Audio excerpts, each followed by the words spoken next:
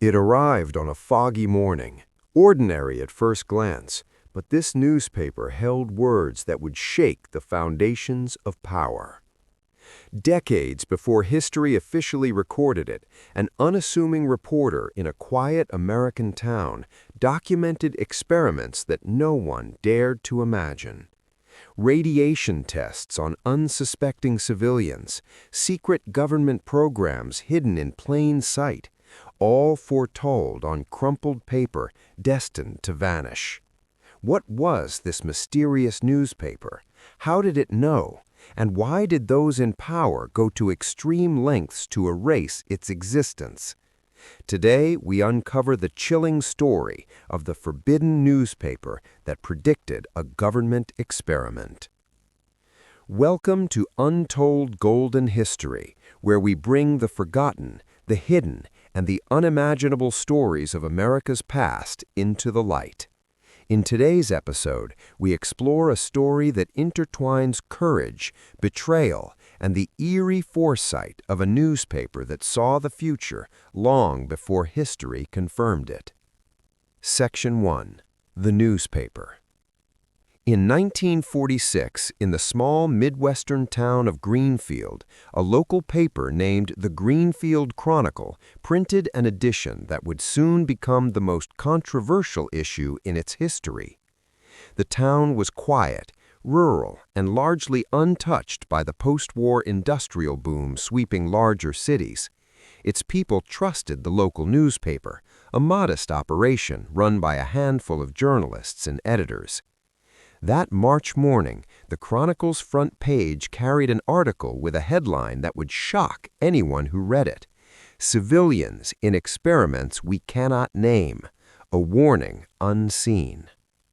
The article described ongoing experiments on human subjects involving exposure to radiation, chemical agents, and other substances. It didn't name the government agency or provide detailed statistics, but the specificity was enough to alarm the editors themselves. The paper described how small groups of individuals in nearby states were being monitored under the guise of health studies. It spoke of strange illnesses, unexpected deaths, and families who were left bewildered and broken. What was remarkable was not just the detail, but the accuracy. The reporter, a young woman named Clara Winslow, had obtained confidential letters and notes from whistleblowers who risked everything to leak the truth. Clara had always been curious, meticulous, and fiercely independent. At 27, she had already published several stories exposing corruption in local factories, but nothing could have prepared her for the storm this edition would unleash. Sources described men in white coats entering homes late at night, recording information on seemingly healthy individuals. Clara pieced together these accounts, drawing chilling connections that no one else dared to see.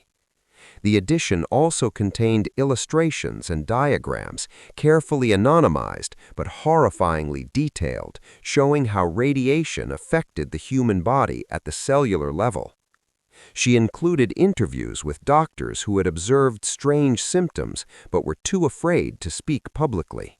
Even skeptics who read the paper felt a cold sense of dread. It wasn't fiction, it was too precise to be dismissed. Almost immediately, the issue became a problem. The local post office reported unusual requests to halt delivery.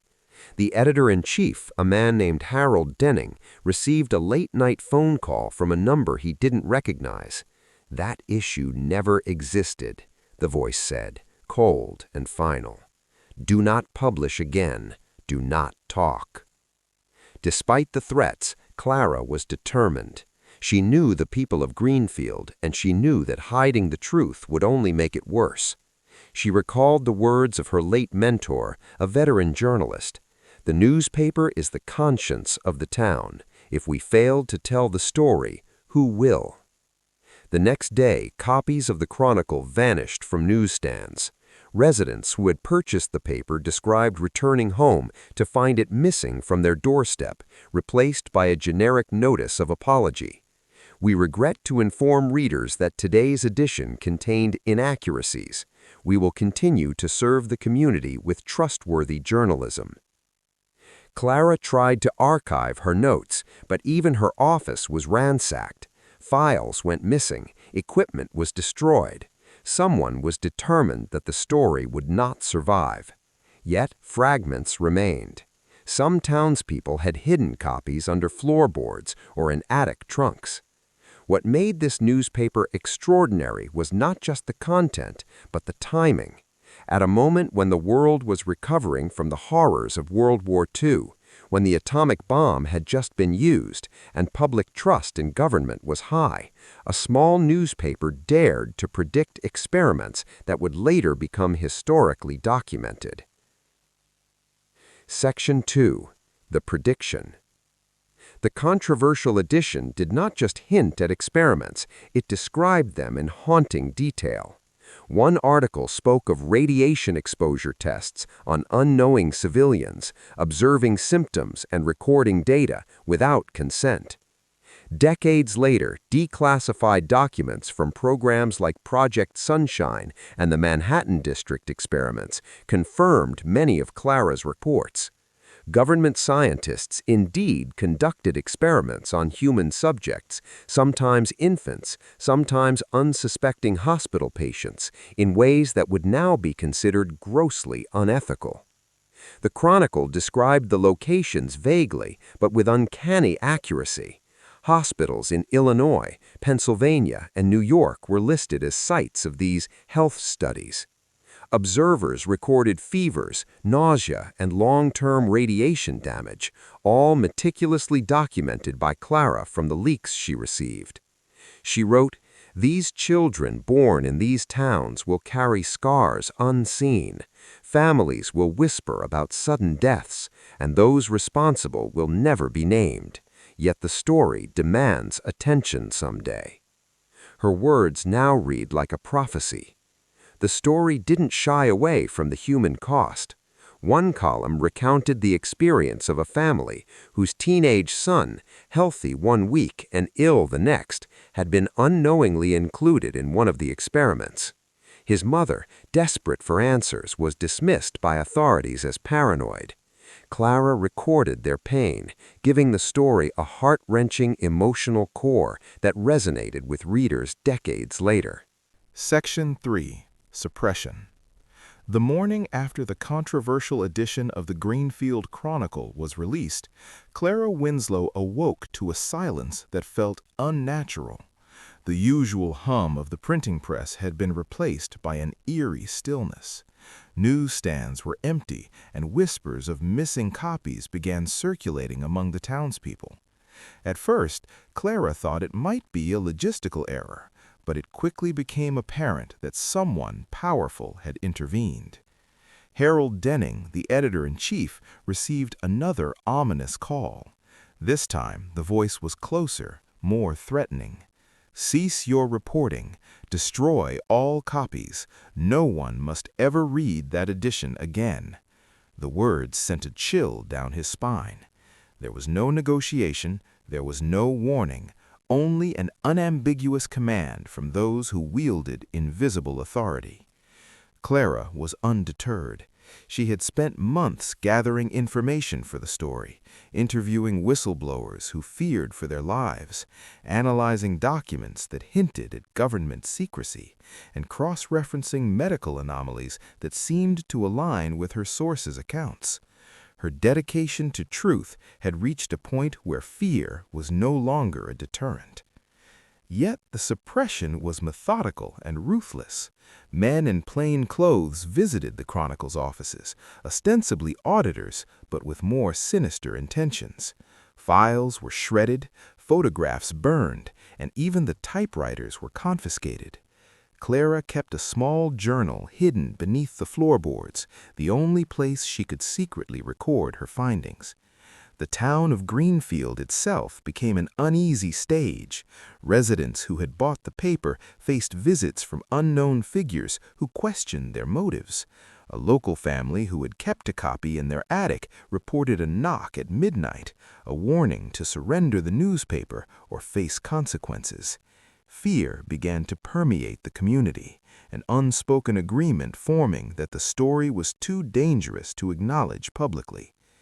In her journal, Clara wrote about the psychological toll of the suppression. "I see terror in ordinary eyes. I see trust replaced with suspicion. They want to bury the story, but it refuses to die." These words would later be considered prophetic as the chilling reality of government overreach continued to unfold. Journalists from neighboring towns reached out to Clara, eager to collaborate, but most were silenced quickly. Threatening phone calls, anonymous letters, and even visits from shadowy individuals ensured that the Chronicle's circle of truth-tellers remained painfully small. One visiting journalist reported seeing a black sedan parked outside his hotel, occupants inside observing every move, ensuring that the spread of information was controlled. The suppression extended to higher echelons. Congressional aides, hearing whispers of the newspaper's claims, were instructed to dismiss any inquiries. Files vanished from state archives, and official correspondence was redacted, as if the story never existed. Yet fragments persisted. A surviving copy hidden in a shoebox, a letter from a whistleblower, a diary entry from a concerned doctor, all pieces of a puzzle that Clara refused to let vanish entirely. Amidst the fear, Clara realized something crucial. The story wasn't merely about radiation tests or secret experiments. It was about the lengths to which those in power would go to control information, to shape perception, and to erase inconvenient truths. The moral weight of this realization was immense. She began documenting not only the content of the experiments, but also the human cost of their suppression, the fear, the isolation, the lives interrupted, the families broken. Even with the risks, Clara continued to write. Her articles were smuggled out of Greenfield under the guise of routine correspondence sent to sympathetic newspapers in larger cities. Most never published, citing lack of verification or fearing government backlash. But the fragments that made it into circulation sparked whispers among the educated and the curious. Some dismissed it as paranoia. Others recognized the chilling possibility that the story was true. One particularly haunting account involved a retired nurse named Eleanor Prescott who had secretly assisted with the experiments. She confided to Clara that she had seen children brought in from nearby towns, their parents unaware of the procedures conducted on them. Radiation sensors were attached, doses administered, and results meticulously recorded. When she attempted to speak out, she was threatened with the loss of her license and criminal prosecution. Her voice, like many others, was almost silenced, yet Clara preserved her testimony in painstaking detail. The suspense surrounding the newspaper grew as the public began to sense that something profound had been hidden from them. Rumors circulated about missing government documents, deceased witnesses, and townsfolk who mysteriously moved away. These stories were dismissed by mainstream press, but Clara knew that the suppression itself was evidence of truth. The deeper the secrecy, the more significant the revelation. She recalled one late night rifling through boxes of confiscated notes, thinking, history will not forget what they tried to erase. They may silence the present, but the past cannot be rewritten entirely. Clara's determination to ensure that the story endured, even if only in fragments, became her life's mission. The psychological weight of suppression was devastating. Families who had unwittingly interacted with the experiments lived in constant anxiety, fearing illness and death without understanding the cause. Parents lost children to mysterious conditions. Siblings disappeared with no explanation. Clara's articles humanized these statistics, giving faces, names, and voices to those affected. The townspeople's reaction was mixed. Some were terrified and demanded the newspaper stop printing, while others quietly offered support, hiding copies and sheltering journalists. This tension created a narrative filled with emotional complexity, fear, courage, guilt, and hope, intermingled in a community forced to confront truths too unsettling to accept openly. Clara, though brave, experienced the crushing loneliness of isolation. Most colleagues feared retaliation, friends avoided her to protect themselves, even family members urged her to stop. Yet the drive to expose the truth overcame every personal sacrifice. Each typed page, each smuggled note, and each secretly stored copy of the newspaper became an act of defiance against the forces trying to erase history. The suppression was not merely local. Nationally, federal agencies monitored whispers about the forbidden newspaper. Surveillance extended to telephones, letters, and even social gatherings. Clara had to change locations, use coded messages, and trust only the most reliable allies. Every move was calculated, every word scrutinized. In her journal, she wrote, "Every sentence I write is a risk. Every truth I publish could cost lives. Yet to remain silent is betrayal." Despite these obstacles, the newspaper's legacy persisted quietly. Scholars and researchers who stumbled upon hidden copies decades later were shocked by the accuracy and prescience of Clara's reporting. For years, the story remained largely unknown to the public, but within certain circles, the whispers grew into an undeniable awareness that the forbidden newspaper had foreseen events long before official acknowledgement. Section 4. Legacy. Years passed. Greenfield changed, its streets slowly modernizing, yet the shadow of the Greenfield Chronicle's forbidden edition lingered, largely unseen by the broader world. Clara Winslow, now older, carried the weight of history in her hands, a weight she had refused to relinquish even when younger colleagues and friends urged her to move on. The newspaper's legacy was not in fame or wealth, but in the truth it preserved against tremendous odds. Although local suppression and national secrecy had initially ensured the story's near erasure, fragments survived in personal diaries, hidden photographs, and whisper networks among journalists. These fragments, painstakingly preserved, later became crucial sources for researchers uncovering the history of unethical government experiments. By the late 1970s, historians and investigative journalists began piecing together the story of secret experiments on civilians. Declassified documents from programs like Project Sunshine, the Tuskegee syphilis study, and early Cold War radiation tests confirmed much of what Clara had predicted decades earlier. Her newspaper articles read like prescient reports, describing methods, locations, and human impact with astonishing precision. A professor of history at the University of Chicago, Dr. Leonard Hawthorne, wrote, "The Greenfield Chronicle's forbidden edition represents a remarkable instance of foresight and courage in investigative journalism. Clara Winslow's work provides not only a factual record, but a moral challenge to those who would ignore the lessons of the past." The impact of the story rippled outward. Families affected by the experiments found validation decades later when documents revealed their children's involuntary inclusion in studies. Survivors and descendants of victims discovered that their suffering had not been imagined or exaggerated. It had been meticulously recorded, often by those brave enough to speak despite the risk. Clara's journalism also ignited ethical debates that continue to this day. The questions raised by the forbidden newspaper about informed consent, government accountability, and public transparency became central to legislative hearings, academic research, and media investigations. Her work emphasized that suppressing truth does not eliminate consequences, it only delays reckoning. Among the most heartbreaking revelations were personal stories. One family, the Thompsons, had lost 2 children in mysterious illnesses in the 1950s.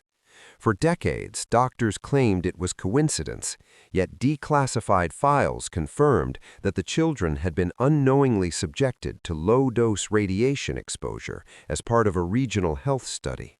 The parents, initially dismissed as paranoid, finally understood the horrifying truth. Clara's articles, preserved in hidden copies, had been the first public acknowledgement of their suffering. Another story involved Eleanor Prescott, the retired nurse who had whispered her account to Clara in 1946. When declassified files confirmed the experiments decades later, Eleanor, by then in her 80s, was vindicated. She had spent her life haunted by fear and guilt, yet the survival of Clara's reporting allowed her to see that history had finally recognized her courage. The human cost was immense, but the survival of the forbidden newspaper created a ripple of hope. Families and survivors found acknowledgement, validation, and sometimes closure. The story underscored an essential truth. Even when powers conspire to erase history, the courage of a single journalist can preserve the moral conscience of a nation. Clara's life was shaped by her relentless pursuit of truth. She never sought wealth or fame. Her reward was the preservation of history and the quiet knowledge that she had done her duty. The suppression, threats, and loneliness left lasting scars, yet they also forged an unbreakable resolve. In her later years, Clara often reflected on the strange journey of that 1946 edition. They tried to erase the newspaper, she wrote in a personal memoir, but truth has a stubborn way of surviving. Those who harm innocence will face judgment, whether by history or conscience. Indeed, many of the officials involved in suppressing the newspaper faced career setbacks or public disgrace when their actions were later revealed. Some quietly retired, others became cautionary tales in governmental ethics courses. The karmic thread of the story is clear. Suppression, cruelty, and concealment may offer temporary control, but they cannot extinguish moral accountability. Clara's work illustrates a larger lesson. Truth, once acknowledged and preserved, has a profound, enduring power. In the 1980s and 1990s, archival research confirmed many of the details Clara had reported. Project documents, once classified, revealed specific test sites, the involvement of multiple government agencies, and precise descriptions of radiation exposure methods. Comparisons to Clara's original 1946 articles showed remarkable accuracy. The locations, the symptoms, and even the procedural sequences were eerily similar. Historians marveled at how a small-town newspaper could anticipate such developments with so much precision. Clara relied on courage, intuition, and meticulous documentation, not access to official archives, yet her reporting aligned with historical records decades later, demonstrating that diligent journalism and ethical courage could rival official investigation. The forbidden newspaper became a case study in journalism schools, highlighting the critical role of local reporting, whistleblowers, and moral courage. Students examined Clara's work not only for factual content, but for the emotional and ethical framework she applied, how she humanized statistics, how she persisted under extreme pressure, and how she preserved hope even when the world seemed indifferent. Despite the horrors documented in the forbidden newspaper, Clara's story is not solely one of despair. It is also a tale of resilience, moral fortitude, and eventual justice. The preservation of her articles ensured that decades later, victims' families could find acknowledgement. Scholars, journalists, and ethical watchdogs found inspiration in her courage. The suppressed edition, once considered dangerous, became a beacon of moral accountability. Clara once wrote, "The truth may be hidden, but it is never lost. For those who suffer quietly, for those whose voices are silenced, we must write their stories. History owes them recognition, and conscience demands it." Her words, both prophetic and timeless, resonate far beyond Greenfield, reminding every observer that courage in the face of systemic oppression can illuminate even the darkest chapters of history. Section 5. Survivor Accounts and Whistleblower Heroics. The surviving fragments of the Greenfield Chronicle revealed not only the experiments, but also the remarkable courage of individuals who risked everything to expose them. Among these brave figures was Dr. Samuel Carlisle, a physician working at a small hospital near Chicago. Dr. Carlisle had initially been recruited to administer tests on unsuspecting patients under the pretense of routine medical observation. Though bound by oath and institutional pressure, Carlisle quickly realized the moral cost of compliance. He witnessed children brought into the hospital, healthy one day and exhibiting unexplained symptoms after exposure to radioactive materials. He heard the whispered conversations of colleagues, fearful of reprisal, and the distant orders from officials urging secrecy above all else. In clandestine meetings with Clara Winslow, Dr. Carlisle provided detailed notes and diagrams illustrating the experiment's progression. He risked losing his medical license, his career, and potentially his life. "I couldn't allow silence to be the accomplice to suffering," he told Clara. These notes became the backbone of several articles in the suppressed edition, giving precise, horrifying clarity to events that would remain hidden for decades. Clara's reporting also preserved the voices of ordinary civilians, individuals whose lives had been shattered without explanation. One mother, Margaret Hayes, recounted the sudden illness of her 6-year-old daughter. Margaret described the fear, confusion, and helplessness that consumed her family as doctors dismissed her concerns. Her story, preserved by Clara, became a symbol of the innocent victims whose pain had been silenced by bureaucracy and fear. The emotional weight of these accounts cannot be overstated. Families were left in limbo, doctors were silenced, and the public was unaware of the suffering inflicted in secret. Yet through careful documentation, Clara ensured these stories would not be forgotten. Every anecdote, every fragment of testimony contributed to a broader narrative of human endurance in the face of unethical power. To understand the full impact of the forbidden newspaper, one must revisit the moments of tension that punctuated its existence. Flashbacks reveal a pattern of threats and intimidation. Clara's office was broken into multiple times, yet she continued her work undeterred. Journalists who attempted to verify her reports often found themselves followed, their phones tapped, their correspondence intercepted. In one haunting instance, Clara recounted a visit from a man identifying himself as an auditor, but whose demeanor suggested far more sinister intentions. He rifled through files, questioned staff with veiled threats, and left with a warning: "Do not publish again, or history will not be kind to you."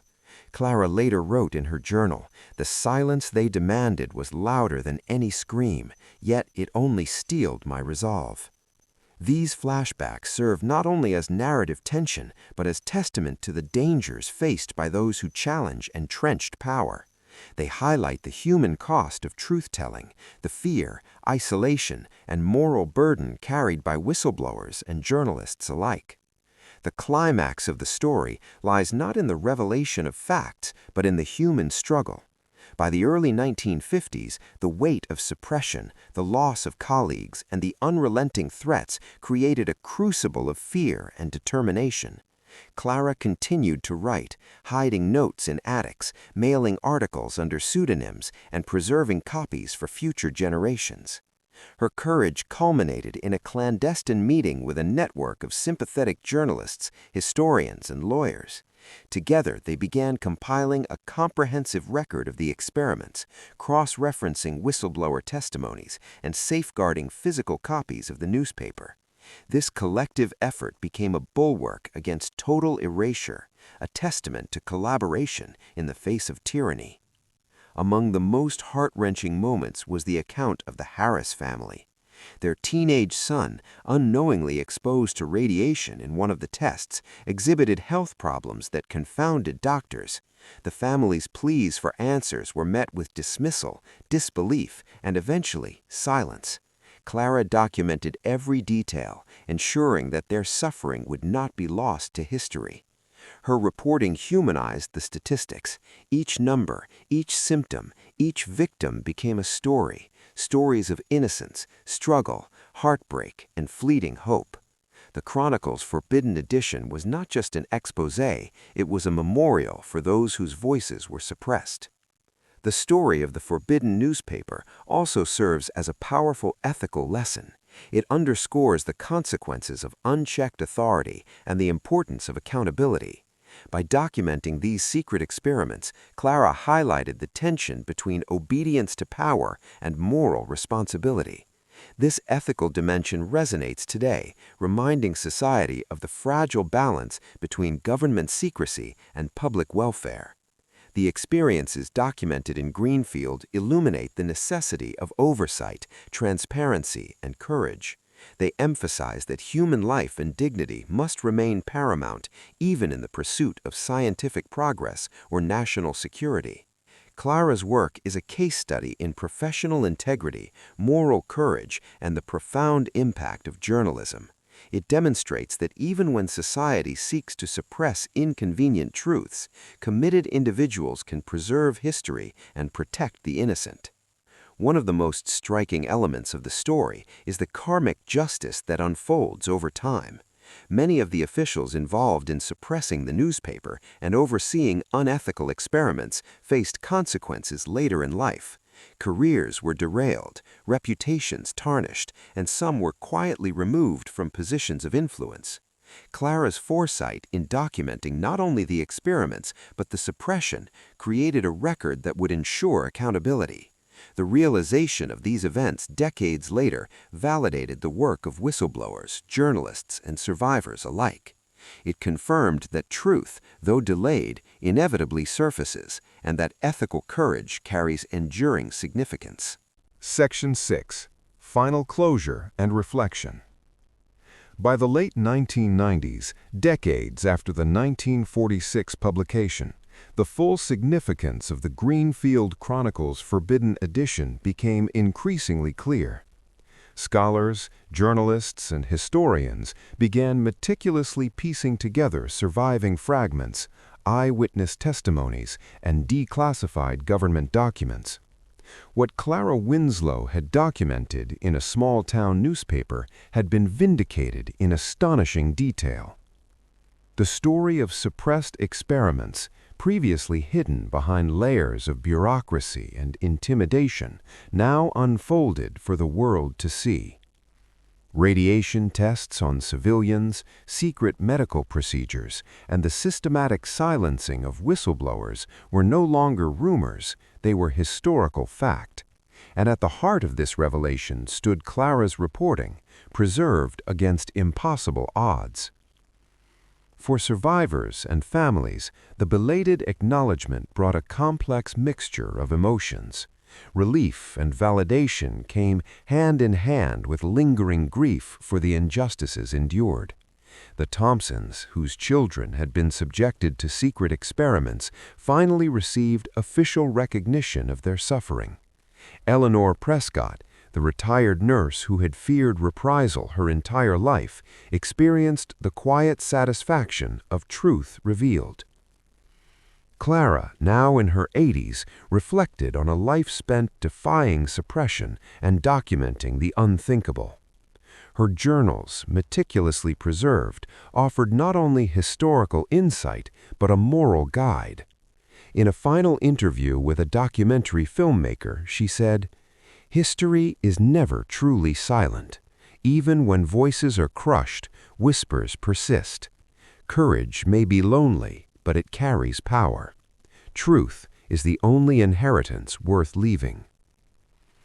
The forbidden newspaper, once feared, became a symbol of resilience and conscience.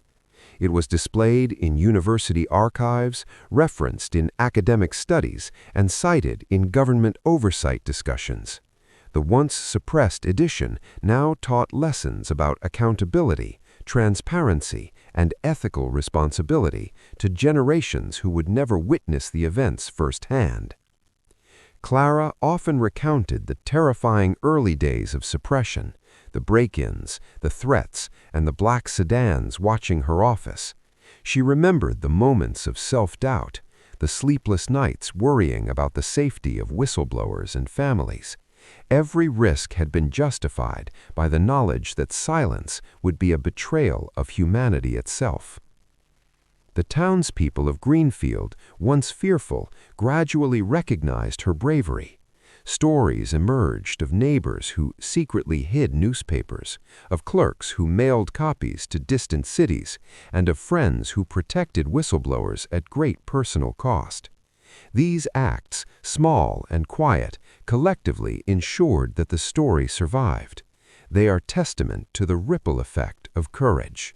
One person's resolve inspiring countless others to act in defense of truth. The forbidden newspaper that predicted a government experiment is more than a story about a suppressed publication. It is a narrative about the endurance of conscience in the face of immense pressure. It teaches that systemic power may seek to silence, but moral courage can preserve history, safeguard the innocent, and demand eventual justice. Clara's work also emphasizes the responsibility of journalists, historians, and citizens alike. Truth may be inconvenient, inconvenient truths may be suppressed, and injustice may persist temporarily. Yet every act of documentation, every preserved story, contributes to a moral ledger that cannot be erased. Her legacy is evident not only in historical records, but in the ethical framework she left behind. Educational institutions, ethical committees, and journalists continue to reference her work, using it as a guide for uncovering suppressed stories and validating the experiences of marginalized or silenced populations. As the decades unfolded, those who had participated in the suppression of the newspaper and the unethical experiments faced consequences, both public and private.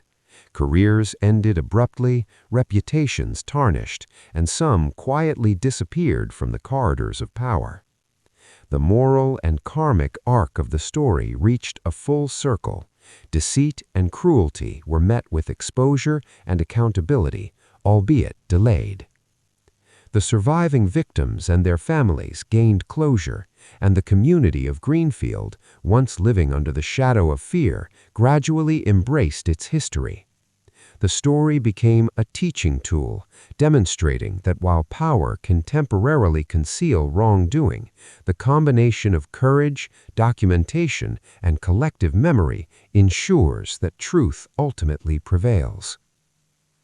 Clara's journey, from a young, courageous reporter in a small town to the custodian of suppressed history, is a story of human resilience. The forbidden newspaper that predicted a government experiment serves as a poignant reminder that individual courage can defy systemic oppression, that moral responsibility often requires personal sacrifice, that truth, once documented, has the power to illuminate even the darkest corners of history, that hope, even in small acts of defiance, endures. Her story is both heartbreaking and inspiring. It highlights cruelty and injustice, yet simultaneously offers rays of hope, moments of realization, and validation for those whose suffering had been hidden. Through Clara and the Greenfield Chronicle, we learn that history, though often manipulated, cannot permanently suppress truth. Today, the Greenfield Chronicle's 1946 edition is preserved in archives, studied by historians, and shared digitally to ensure its lessons endure. The names of whistleblowers, the voices of survivors, and Clara Winslow's indomitable spirit continue to resonate. The newspaper, once feared and suppressed, now serves as a beacon, reminding every generation that courage, documentation, and moral clarity can confront injustice, even when the odds seem insurmountable. And so the story ends not with silence, but with the affirmation that truth, when protected and preserved, always finds its way into the light. Want the full Untold story before anyone else? Subscribe now and follow us uncover the secrets history tried to hide.